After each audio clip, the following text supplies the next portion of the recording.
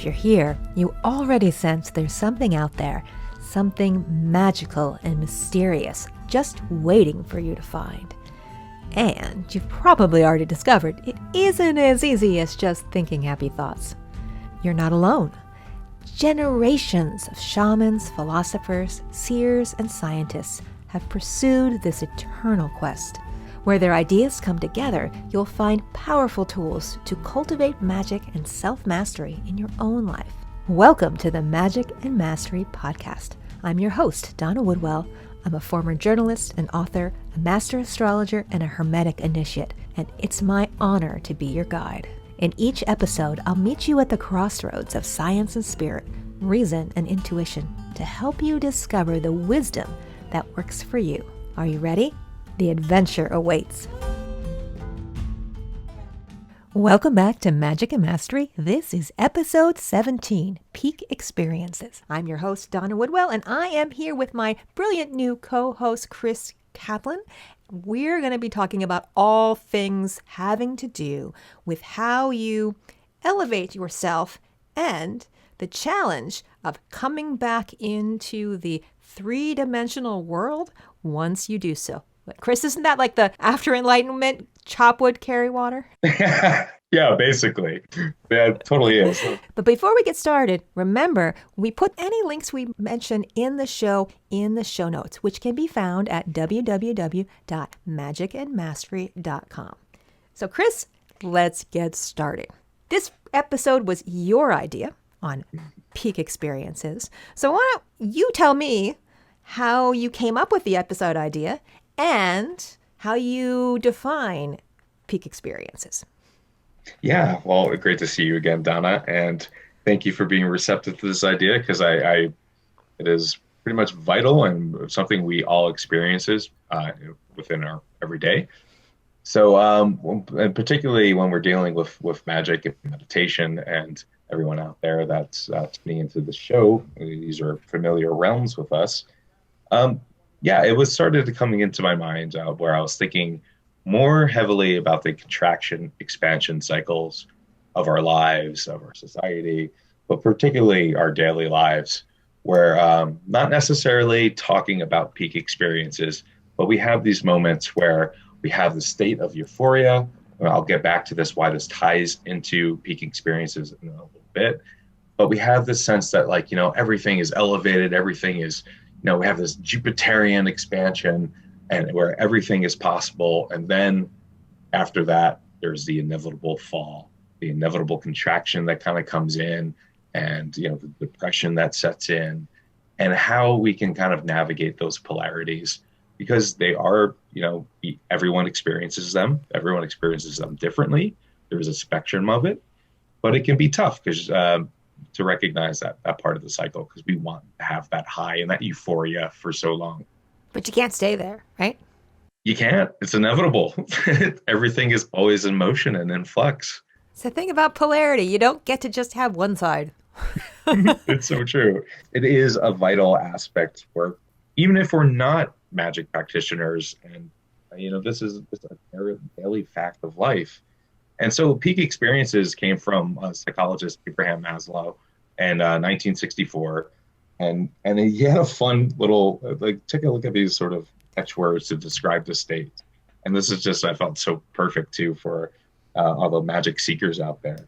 He describes it as, rare, exciting, oceanic, deeply magical, exhilarating, elevating experience. That kind of perpetuates you onto this state of perpetual euphoria, and they kind of go using these states into mystical and magical states of consciousness. I can't read my handwriting, so I botched a little bit of that quote. So I apologize. But anyone out there can look it out. So that was from a piece that he did on religions, values, and peak experiences in 1964, and he really was the first to coin that term, especially when you're looking into the 60s, where the Western world is kind of was expanding itself through Eastern philosophy into psychedelic research and experimenting with these things. So it was used very often in psychedelic research and that cosmic seeker attitude, where we are There's two terms, whether it's altered states of consciousness or non-ordinary states of consciousness. They mean the same thing. It depends on your kind of point of view on that. But now these are for like individual explorers who are trying to that work with entheogens or using maybe like a sort of Kundalini breath work and holotropic breath work that like Stanislav Grof developed. And these are all states where the individual is exploring the self, is exploring the mind, exploring that sense of divine purpose and being outside of the context of the social zeitgeist. So you can really kind of get an inner compass for your explaining your outward reality. And so whether you're taking substances, whether you are using these breath techniques, it doesn't matter. It doesn't really matter what the tool is that you use. You go into this euphoric peak experience, this sense of enlightenment. And inevitably after that is the come down, is the contraction. How do we integrate those experiences? And that is the terrain to navigate. We spend a lot of time in all of the classes that we do in the Magic and Mastery Coven and the longer courses that I teach, talking about altered states of awareness. Because it's a fundamental principle of being able to master your world, to be able to master your mind state, and all the states along the way. So everything from that expanded feeling, the fluid feeling where you're more in touch with your imagination and your creativity, down to the pragmatic three-dimensional world where you feel more limited, and everything in between, because the magic happens, the flow happens when you are able to feel in touch with that huge expanded state while you are also in touch with your three-dimensional ordinary reality, because then you can paint. You can hold the brush and paint while bringing in that bigger field.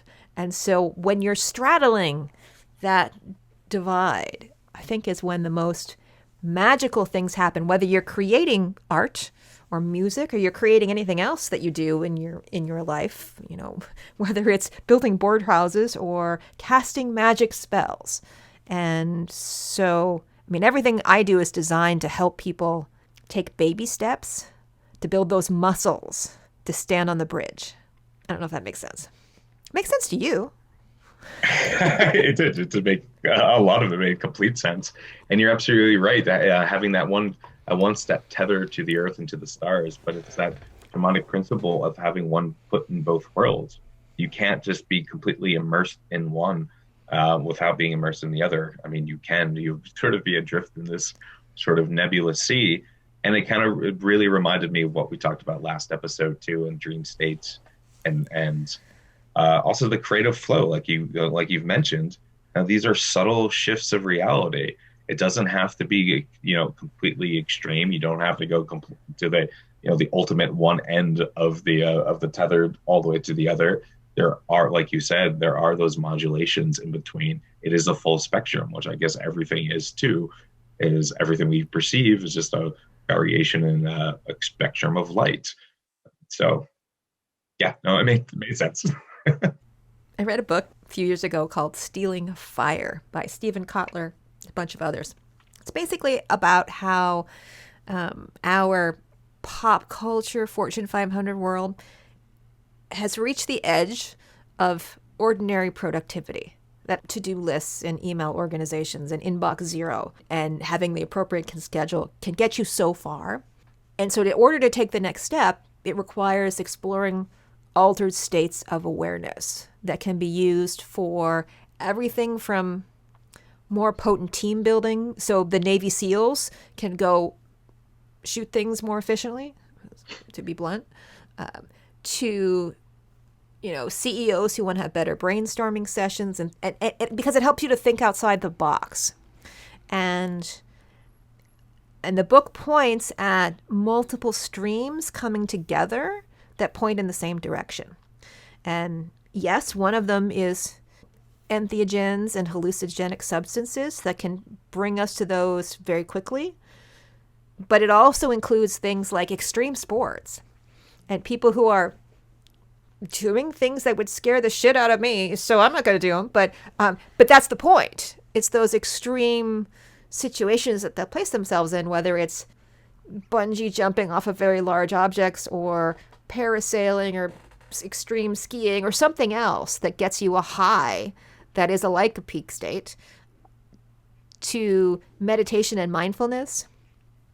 So in the coven, we do ceremonial journeys, which are like creative visualization journeys with a lot of extra spirit power pulled into them.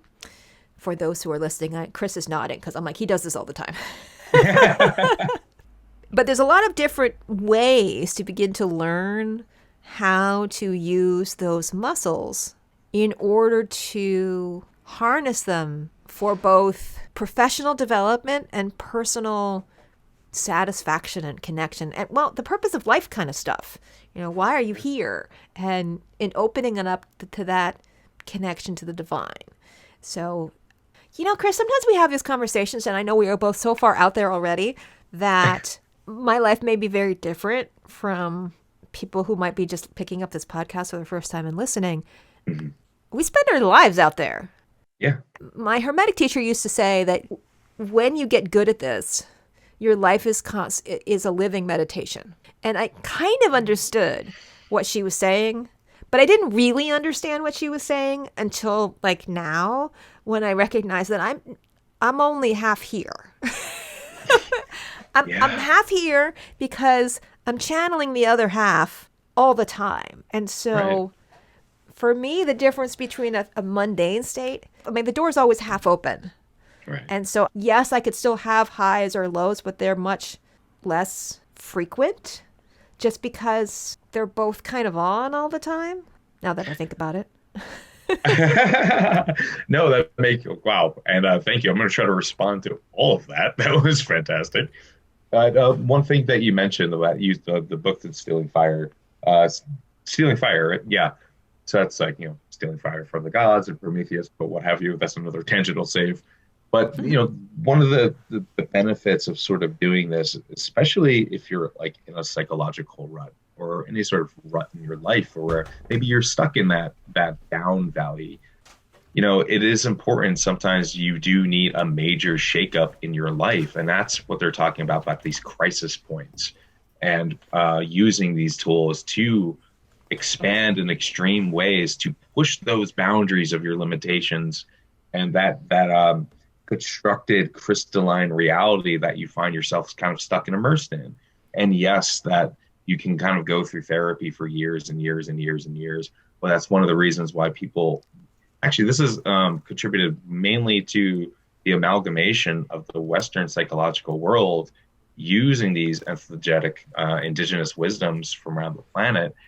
That's not actually normal from where these, like if you take in the context of something like ayahuasca, which the primarily compound is dimethyltryptamine, which we all make in the brain. So all plant life, all mammals, it's a universal kind of chemical that might be this kind of interference sort of chemical that kind of shapes our reality. So, but my point is, we have adopted this need to sort of heal, especially on a psychological level, especially coming from the Western world, because we have been so severed and we have been disconnected. So people are desperate for that sense of connection and that natural inheritance, like we talked about last episode about dream states being a natural inheritance. So over and over, we shut ourselves off. We built up these unnatural walls, and they need to sort of crumble so it's that outward push, that expanse, that peak that we reach, and then that come down that sort of happens, helps us to kind of like push those boundaries. And you mentioned earlier too about this anecdote about flexing the muscle and creating those channels. And it's true. The more you sort of do those practices, do those work now, like the more you meditate, the more you kind of do those things that like help you go into those flow states again, which we mentioned a lot last episode. It helps you kind of create those channels, that neuroplasticity to change behaviors, change perception. And the more you do it, you kind of just fall into that rhythm. So where you get to that place where Donna is, where you're constantly have one foot in both worlds. You don't have to go through those crisis experiences and those peak experiences. And actually, it was a funny thing. Pima Chodron, I absolutely love and adore. I think her sense of humor is amazing. But it had been in one of her lectures on maybe getting unstuck, maybe as an audio CD. She mentions how, throughout all her, many years on this Buddhist path of meditation and never having experienced that large sense of enlightenment, that peak experience, but that's the gradual accumulation is very healthy. And I remember years ago, Dennis McKenna mentioned he's an amazing ethnobotanist, brother to Terence McKenna, who many are very familiar with, who had just this ideological stream of consciousness that was just pure poetry bottled in words. It was amazing. He talked about how, in climatic evolutionary stages, the ideal is gradual, steady change. You don't want that asteroid strike that will shock the system and, propel like this whole new sort of catastrophic evolution. But we have those micro events in our life. If we're not doing those little things consistently to kind of create our balance between worlds, then the inevitable is a crisis state that kind of pushes you to to make those healing changes. And yeah. I always thought that using entheogens to help people recover from trauma made a lot of sense, since trauma, by definition, are emotional states or situations which are outside of the usual level of pain that we experience. And it turns out that in order to process information, especially emotional information, the brain feels what it feels in the moment. And then as time goes forwards, it takes those feelings and eventually stores them in our equivalent of a higher storage. Basically, we put them on a shelf somewhere in our brain so that we remember the experience, but there's a little distance between the experience and the memory, and we recognize that it's no longer happening in the now.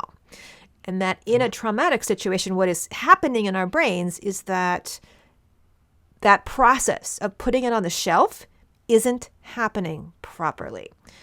So they have come up with a few therapies.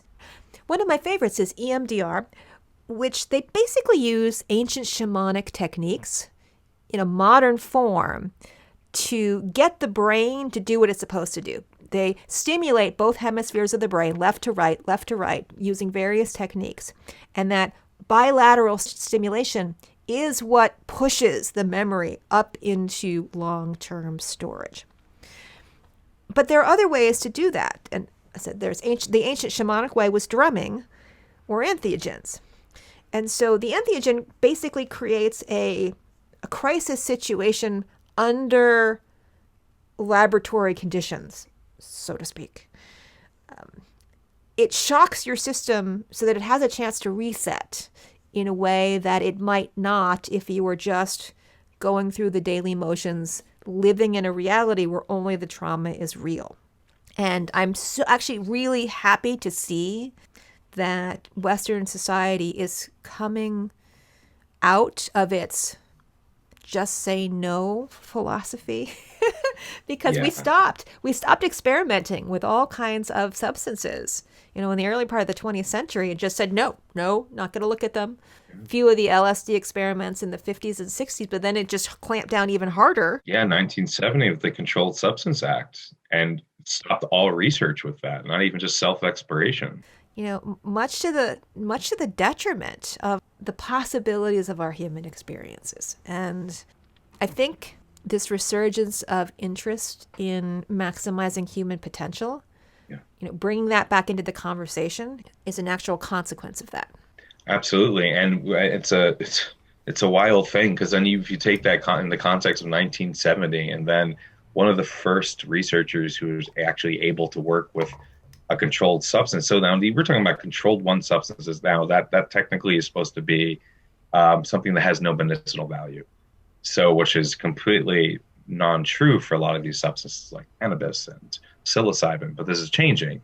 But Rick Strassman, he wrote this awesome book based on his research, one of the first ones who actually was able to get to clinically study these substances, primarily dimethyltryptamine, DMT. And the book is called DMT, the Spirit Molecule. And a director, Mitch Schultz, maybe 10 years ago, made a documentary of this. And it's a great film. I'm not sure where you can stream that right now, but it's a Amazon. phenomenal one. Oh, there you are. And so that was like really the first inroads in our modern era where we can really kind of study this on a clinical level. So you have, the last 10 years, Johns Hopkins and NYU have been really propelling the medical research on this, particularly with psilocybin. And there's synthetic compounds like MDMA that they've been using for PTSD treatment, for veterans or for really anyone with a high level of trauma. And psilocybin has been a prominent antidepressant that they're working with now, because this is like a natural way to reset the serotonin receptors without needing to do perpetual sort of medications that you sort of have to rely on. They're iffy and cause other sort of side effects. So it's really nice that we're kind of moving to these modalities, because people don't want to kind of like live under a cloud and want, to really heal the root of the issues, not just sort of medicate. And I think that's an important step that we're kind of transitioning into. Oh, and what you mentioned about EMDR and like, was it biurinal beats and all that syncing of the hemisphere of the brains are fantastic. And you're right, like shamanic drumming, like I'm a huge fan of drumming. I don't think you work with it too much, but I liked it because it actually goes into the theta state of consciousness. So that is a low frequency state. I think it's 4 to 10 hertz. And Michael Harner, the way the shaman writes about this. So that's like his foundation, the core shamanism school of thought is really going into these rhythms and these beats. And they do, it's that transitional phase between sleep and wakefulness that they can kind of administer. And a lot of these instruments are great to just subtly shift consciousness outside of the ordinary into the non-ordinary. But that's just like what we talked about with ritual. And that could be anything. It's anything that kind of does that self shift. I love talking about all of these ways. My shamanic training, the guided visualization ceremony way. So we never use drums. We never use entheogens. In fact, my hermetic teacher said the only rule in her coven was no drugs. I mean, that was the only rule. So, I mean, I had to learn all of these other techniques because it just wasn't an option. But I also recognize what works for one person does not necessarily work for someone else. And every different technique has pluses and minuses. So what took me, 10 years of sitting in ceremony to get really good at, you might be able to experience similar states with an ayahuasca journey in a few days. But I have a lot more context for the experience than someone who's off the street gone to take an ayahuasca journey and then off onto their merry way. So everything has an upside and a downside, and yet they all allow you to explore different points of view on the same infinite space of perception. Absolutely. And I actually do feel like it's better to have that foundation of, say, like a solid meditative practice, being able to visualize, shift, and go through your perception yourself without external sort of tools. I think that's super important and vital, because then you have that solid baseline. And that's that tether. But I'm laughing at your teacher a little bit too, because like describe what exactly a drug is, and that's pretty much everything that we kind of interact with in our world can be kind of taken in this context of a drug. What's interesting is that she was in the coven in the 1960s, and so no drugs and no alcohol were a bold statement at a time when things were much more accepted than they have been in the last 40 years. Yeah, well, it's smart too, especially in that context, because then, with the Western world at that time, so it's like, America and the States, that whole experimentational phase that was happening, it was into the great unknown. There weren't really any teachers or guides for it. We're not taking it in like the actual indigenous practices that surrounded it, ceremonies and the proper context. So I think that's completely smart to withdraw from those things in those states, in those conditions, excuse me, because you do need to sort of have that baseline understanding before experimenting. I mean, either way, like you said, there's pluses and minuses. Sometimes if you didn't have that baseline understanding, then you did have one of those peak experiences that can all totally propel you into this whole new reality and get you in touch with those practices in itself. So that's sort of like the point. It's like these evolutionary thresholds of conscious and crossroads that we approach in life, whatever that may be. It could be, something dramatic as a car accident that can kind of propel you into this whole new state.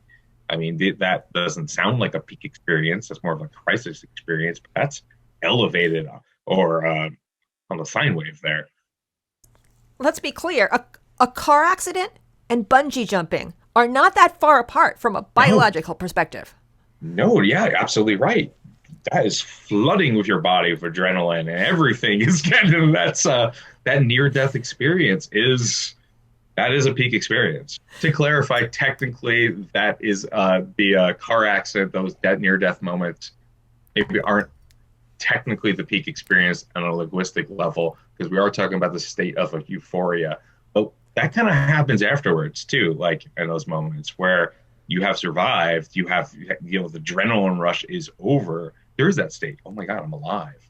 That is a euphoric state. So, having been in too many car accidents for my personal taste, there is something about what happens during those circumstances where your mind may not be behaving in an ordinary state of consciousness. I mean, for me, time has slowed down.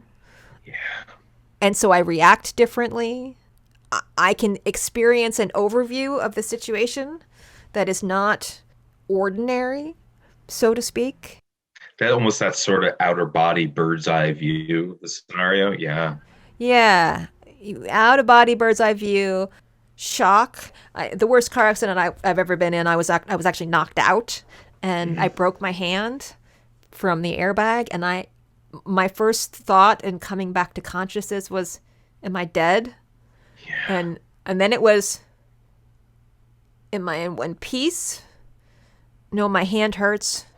Okay, but that's fine. And then it was, baby! And my 1.5-year-old was in the back seat in her little thing. And so all I could think of was the instinctual stuff of getting out of the car, which was steaming and smoking in a pile, and going to the back, unhooking my child with a broken hand, and carrying her off into the field. I just kept walking. Yeah. Until I was far enough away, and I just sat there on the ground with the child. And I remember it happening, but I was nowhere near normal consciousness at that point in time. Shock had well and totally taken over. And so I remember a police officer walking up to me, some time had passed, and say, "Are you guys okay?" I'm like, "Yeah, my hand hurts." So eventually they called the grandparents and they took my child away into a safe place and took me to the hospital. And they're like, "Yeah, that's really broken." But I mean, that is, I agree. It's not peak in the sense of pleasurable bliss. Right. But it is certainly well and truly altered in those states. And I sometimes suspect that some of that's our definition of the experience and not necessarily the chemicals that are involved in our brains that shift how we define said states. Yeah, I mean, people do all absolutely. kinds of things. I mean, they do bloodletting to change their consciousness. They go to float spas and float in, you know, Those are fantastic. The sensory deprivation. yeah, I mean, Hmm. that'll do it. Cutting off your oxygen. I know we did that in high school. Someone would like hold you up against the wall and hold both sides of your neck, and you would pass out. You went to a strange high school. I don't know. Was that a class? Was that I a went to gym boarding school in the activity? woods. I went I went to boarding school in the woods. We had a lot of strange ideas about things to I entertain love that. ourselves. Apparently, apparently. Oh gosh. I think of these things as normal until someone points them out. Donna, that is not usual. Oh no, there's so many things to say on that one. That's hilarious. I hope that was an extra credit assignment. That's Oh no, it wasn't an assignment. It was something you did in the common room because people were hanging out and bored, I suppose. definitely did similar things, but in my adult life, knock on wood, I haven't been in a traumatic car accident, but I remember as a child a few times I was. And yeah, that's whew, any of those near death experiences, they shift you. And obviously there's gonna be a period of getting through that trauma, getting, releasing that everything that's stored in the body um and sort of like integrating the experience. Like that's not something like, it's common knowledge. Oh, we need to integrate. We need to release. I mean, this is not something that we, teach in school and things like that, which is unfortunate. But it's utterly vital. And yeah, I had a few instances of those too. And I remember once I driving the back seat of my grandma's car. This whole thunderstorm came down on the highway, and all of a sudden someone cut her off, and then the car was spinning, and water was rushing against the window and going off into the side over the guardrail, and like, whew, that one I do remember. The other one I don't remember the accident itself. I just remember the aftermath in the hospital, viewing things, and yeah, they stay with you, and they're powerful experiences. And like you said, yeah, maybe it's not that sense of bliss, but they are a profound shift. And that totally ties into the peak experience and the contraction expansion. Yeah. And that part of the healing process from that kind of trauma is knitting all the pieces of your soul back together. Oh gosh. Yeah. The shamanic definition of trauma, and the closest one I can think of, probably soul loss, Yeah.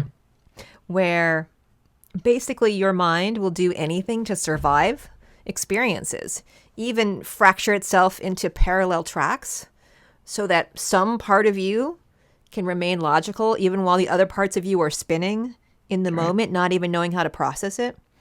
And essentially that's what the shamanic technique of soul loss, soul retrieval is going back and finding those little eddies of consciousness that have been disassociated or abandoned, and weaving them back into the main portion of your energy so that you're much more integrated and whole again. And that's in essence what EMDR is doing, or shamanic soul retrievals are doing. By the time I'd given birth to my daughter, I had been doing this kind of work for at least 15 years. And the birth was really, really difficult. I'm actually extremely fortunate that at the birthing center, one of the midwives, the best midwives in Austin, happened to be on duty that night because I was moments away of being her third episiotomy in 25 years. She's like, you don't know how close. They'd already shot me full of Novocaine just in case. And I'm so grateful that they sorted things out. But because it was so traumatic, and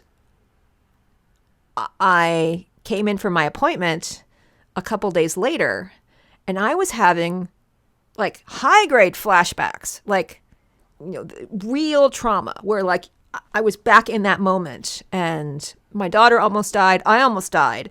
And I remember saying to the midwife, I'm like, I'm having post traumatic stress disorder from this. And no wonder people have such a hard time with postpartum depression. If they have anything like this and they don't have the skills to be able to recognize it for what it is, they certainly didn't talk about it in birthing class, that that could seriously knock someone off of their path. But I mean, I was fortunate that I could like go to my shamanic teacher and Right. explain what happened, and immediately within, a few weeks, start spending the time knitting, because I felt myself like break off and sit there in the corner, spin and spin and spin. And since I knew what it was, I could take the steps I needed to take to reintegrate quickly. But I think of how many people in our culture haven't had that kind of background to be Right. even to recognize the moments when things like that are happening, which is so sad because so much of our collective issues could be traced back to those moments that we haven't dealt with. Can you imagine how different the world would be if we could heal some of these loss of soul situations? Yeah, and it really does sadden me as well because not everyone has access to these teachings, to these techniques, or maybe they're so inundated with, you know, traditional modern methods like the medications to really kind of make these situations manageable. They're maybe not necessarily getting to the root cause to actually trace back those fragments that are lost in ourselves that really do need to be assimilated and really faced and integrated. And that's not to say that there aren't times where these aren't necessary. Like sometimes you do need to take medications and things like that. So I'm not saying that, but that it is very sad because it does go back to that fundamental element of our culture is ultimately that sense of disconnection. And now that's with the planet, with the earth, but it's also with ourselves, with that sense of the divine, but then also like everything that those traumas that happen throughout childhood, throughout life, there's always there, but our culture doesn't have those methods and practices to reclaim them, to make yourself whole, to go through rites of passages during difficult moments. And that is very sad. It's a complete tragedy. And I don't see how, well, other than the fact that everything in the grand sense is okay and we're on the right direction, on the right path, I don't see how we can actually progress and move forward as a society without truly healing that core issue, without bringing us back to a sense of wholeness and integrating the fragmentation. We're constantly in this perpetual push toward more and more and more peak experiences, expanding, without making sure the structures are truly sound and without actually healing the shadow and the trauma that we've all accumulated throughout generations, whether it's ancestral or cultural, social. With If we don't do that first, and then we kind of like keep on expanding outward, let's say, I always bring it back to space travel and colonizing the solar system, then the galaxy. If we don't face our issues first, then no matter how far we go, the universe is never going to be big enough. We're always going to have the same issues. We're always going to Wherever you go, there you are. exactly. So like we have the sense that we're fleeing, that we're constantly fleeing, or that we're medicating just to manage these things without doing that hard work of self-exploration and of true healing, getting to that root cause. And that totally saddens me. You're probably very much similar in your way. I mean, we're in that weird COVID world where we're not really interacting with so many people, but we still encounter that. I mean, we can encounter it in the digisphere where people are in great amount of pain, and being empaths or healers, we feel that greatly.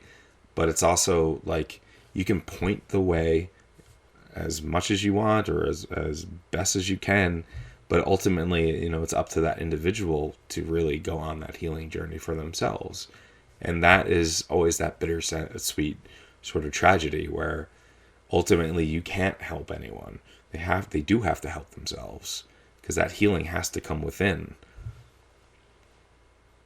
I think one of the most amazing things about being 2020, 21 when we're here, when I was starting my shamanic journey in the early 90s, yeah, there was information out there, but there was really no internet. And you had to luck into the right friends or the right books. And so some people found their way. I got lucky. I had an amazing teacher. But the internet has made more information accessible if you know what you're looking for. Right. And science psychology has made huge leaps and bounds over the last 30 years. So that people are actually studying. They understand the brain a little better. They're studying peak states. There's more ways to manage trauma. There's more, the whole positive psychology movement, which is basically about how you can be happy, contented, and reach your human potential, rather than focusing on how you are broken, which is not all bad. It's just not complete. It's only part of the picture. Right. All of those things have opened up possibilities. So I feel like for the first time, some of these concepts are much more mainstream accessible if you're paying attention. You know, I saw the other week, like a month ago, maybe a few weeks ago, that Anderson Cooper on CNN was interviewing someone about mindfulness. Nice. And I was like, you go, CNN. And if things like that, you know, the possibility of meditation, of yoga, can be in schools and started to integrate. If there can be Whole Foods, okay, I'm in Austin, and so Whole Foods is from Austin. It's been around forever. I'm well aware of all of its pros and cons. I used to go there when it was on Lamar, in a little place that got flooded all the time. So when it was like a little baby local co-op, I remember Whole Foods. So I know it's a big thing now with its own issues.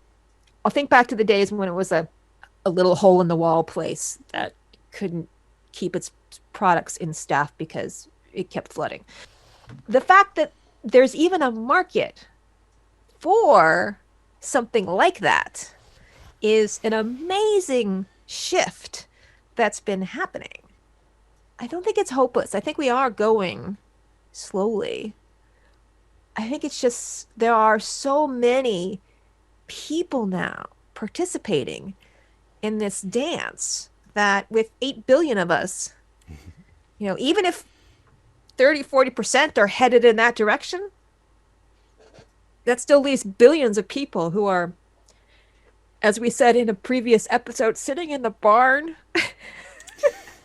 The dwarves in the barn, right? Sitting in the barn. La la la, it's not happening. No, you're absolutely right, and it is. I mean, I tend to lean to the side of hopefulness actually myself with this, but you're absolutely right. And also what you were talking about, the scientific research. I mean, it was only up until I think the 90s that we discovered the endocannabinoid system. I mean, 1990s weren't that long ago, 30 years ago. That's not that long. And you're also right that there is this other movement. Individuals may move on a faster speed, but society and the cultures, they do have a slower rhythm. And so the noticeable effects, and you know, all the examples you pointed out are absolutely true and beautiful and 100% accurate. Even like look at like urban farming and permaculture movements. There's all over the place in countless modalities. There are these trajectories to reforge that connection and that awareness. But you're right. With that, the advent of the internet, the flood of information, how do you actually sift through all that? How do you have that little bit of media literacy and understanding? But it, you know, honestly, it's not any different than randomly finding a book or a feather on the ground. Maybe you go through the synchronistic rabbit hole from one article or to some random website, and you'll find some little tidbit of information that can be absolutely profound and shifting. So I think there is that little bit of surrendering to that flow, letting the whole process unfold, and you'll get exactly where you need to be. And it's that whole non-linear healing journey that happens. So here's a question for you. Since we're already out there, let's just go further out. Further out. I remember reading a science fiction novel. I don't remember the title off the top of my head, where they were talking about the human collective soul. And the awakening of the species meant humanity consciously tapping into their psychic connection with one another. Do you think we're moving in that direction, or do you think that's just, still well in the world of fantasy novels? I wonder if that was in Frank Herbert's work, by the way. He also, he was studied Buddhism, and he was an ecologist as well. So he was actually the first one to bring like ecological sci-fi into it. Anyway, fun thought. I'm glad you brought that back into it. I feel like you're actually remembering that state. I feel like we definitely were connected. Obviously, we're, natural creatures, and I think we were linked up more so than we are now with those senses. And yeah, I feel like that's also one of the fundamentals of the Aquarian age is these psychic wavelengths and thought forms that in this connectivity. Just look at the glyph of it. There's the waves. It's not just water. It's all waves. We got fun play of wave and particles going on. So yes, I do feel like it now it depends. Like we also have this artificial network of internet and Wi-Fi and everything kind of being connected. Is that going to be more divorcing us from that sense, or is that going to help us lay the groundwork where we can remember this sort of interconnection that we have? So I'm not sure. Those are two fundamental shifts, and it always strikes me as interesting that you can't divorce conversations about immunity, which have to do with boundaries and resilience, boundaries between, me and the virus, me and other people, and the concept of all oneness, because we love to give lip service to we are all one thing, especially in a new age community. But it's also likely to be like vaccination's evil and get the impure things away from me, which is boundary, And it's how is our culture, which is struggling with the concept of yearning for unity and yet pushing it away at the same time, going to learn how to deal with that paradox of how can you be all one and yet still be yourself, which is exactly the same question as how can you be all one with the cosmos in a bliss state and still back down to your individual, smaller version of yourself. Yeah. You want me to answer that question? You can. I can have tea. So do you want me to solve the riddles of the universe right now? And how much time do we have? You have about 3 minutes left to enlighten everyone, literally and figuratively. Yeah, I think this is another show of that ultimate polarity. If we bring it down to astrological language, that's the Leo Aquarian polarity, where you have the individual, the self, and the collective. And sometimes the collective is at odds. Sometimes there's this resistance to go with the flow of the herd mentality, which I feel like there's a wisdom to that too. There's always good things to be cautious and not dive into stuff. But ultimately it goes down to, I feel like, listening to that inner guidance, that inner voice, that your heart compass, that heart wisdom that you have. And that in your individual everyday interaction with the world, that is the most important thing. I don't feel like it should go up to necessarily do what everyone else is doing, or necessarily don't do what everyone else is doing just because you're afraid to sacrifice your individuality. It's a dance. And I feel like ultimately, if you're doing something out of fear or not doing something out of fear, that's the sense that you have to get. Because the fear response is it's a primal survival mechanism. It's a very important tune to listen to. But sometimes fear needs to be, you have to jump into that serpent's maw. Other times, fear is that warning sign saying that, you know what, be a little more cautious, walk a little slower, and be a little patient. And that's okay too. So I feel like that's really the only way to kind of like to navigate those issues is ultimately going back to that sense of self, that inner wisdom. You may be wrong, but you also may be right. And yeah. That's what comes to Isn't it mind. amazing? The more you get into the deeper levels of magic, eventually it always comes down to it depends. Maybe. Right. Depends on the scenario. Not everything, is the same. It could be like it's Which is funny. As a magical teacher, so many people ask me things like, "What does it mean?" or "What's the right answer?" because it's And always that having to unique turn it, individual point in time. Sorry. having to turn it around and go, "Here's 5 different options, and I can't tell you the answer to that because you are going to have to experiment with all of them for yourself and figure out which one actually works for you." Is never the satisfying answer that people seem to want to have. Well, just tell me what to do. I'm like, Yeah. I can't even tell me what to do half the time. So Oh, it's I so true. Oh no, I always go back to like the perpetual patterns, the Groundhog Day philosophy that that I get into, everyone gets into. It's like this time will be different. Well, yeah, technically this time is different. So, and that dance, like, do I try to do the same thing? Do I do things differently? How do I but isn't that respond? one of those Alcoholics Anonymous mottos that the definition of insanity is doing the same thing multiple times and expecting different results? But you never have the same control. It's always different. I think again, it's that even back to dealing with the peak experiences. It's going back to integration. I think you quote Serenity or Firefly all the time. That it's just a moment in time. Keeping that in mind is super important, and just taking one step at a time. Yeah, You know me so well. If I have said that multiple it times. is now your quote. It's not even Serenity or Fireflies.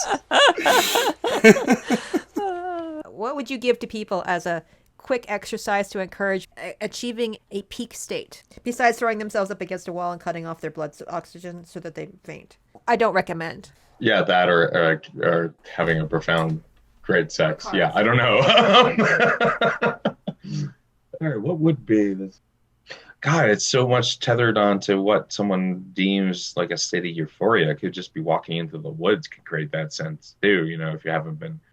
What about like watching one of your favorite movies or things of art that gives you just like Yeah, I'm thinking the same lines. Find your we. yeah. Think for a moment what makes you go wee, like you were like when you were a little kid. And we're going to have that as a mini peak state. And it could be anything. It could be your favorite movie. It could be sliding down a slide. It could be swinging on a swing set. It could be going out into nature. Rolling down a hill. Rolling down a hill. Anything that gives you that inner sense of freedom on the edge of something. Yeah. And go do that. But while you're doing it, hopefully it's a safe thing to do. Please. Explore being in that moment. And if it's safe enough, you will be able to watch what your consciousness is doing on the edge and what it's like to come back. And if you are lucky enough to be able to capture that moment, you're going to begin to understand what it is to expand out through wonder or freedom or whatever you want to call it, and then contract back into your ordinary, everyday state of consciousness. So I guess that would be my challenge to you, is to search for that wee Mhm. moment and see where it leads you. Yeah, and Exactly. two come to mind for me that always like trigger for me. One is going out into the night sky, staring up at that. That automatically just causes this sense of euphoria. But anytime you see a shooting star or a fireball, like you light up. It's like it's something, yeah, it's something super simple. And we know that, yeah, it's a passing, fragment in our atmosphere, what have you. But it's pure magic. And the other thing is like sometimes when I take late night walks, especially when I'm back in New Jersey, and I get my little fox friends coming across the street to greet me, and those are just amazing. Excellent. So your experiment this week is to find your we and see where it leads you. If you'd like to talk about more of this fun experiments, all of the things that we've been talking about, altered states, please check out my Magic and Mastery Coven, which is a group of individuals searching for their own sense of magic in their lives. All the techniques that we can use to cultivate more connection with spirit and a connection with our deeper selves. You can find out more about it at magicandmastery.com/coven. And of course, all the show notes are located at magicandmastery.com/podcast. And especially for this episode, I made a big list of all of the references that Chris was spitting out. Yeah, there was quite a few. I saw you writing. I will include links to them as well as timestamps for the different topics that we covered. Thanks so much for tuning into this episode of Magic and Mastery. I'm Donna Woodwell, here with my new co-host, Chris Kaplan, and we thoroughly enjoyed talking with you. Of course, we always love your feedback. And so, if you would just take a moment to rate and review this podcast, we can keep giving you more of the stuff that you love. And if you like it, why don't you share it with a friend?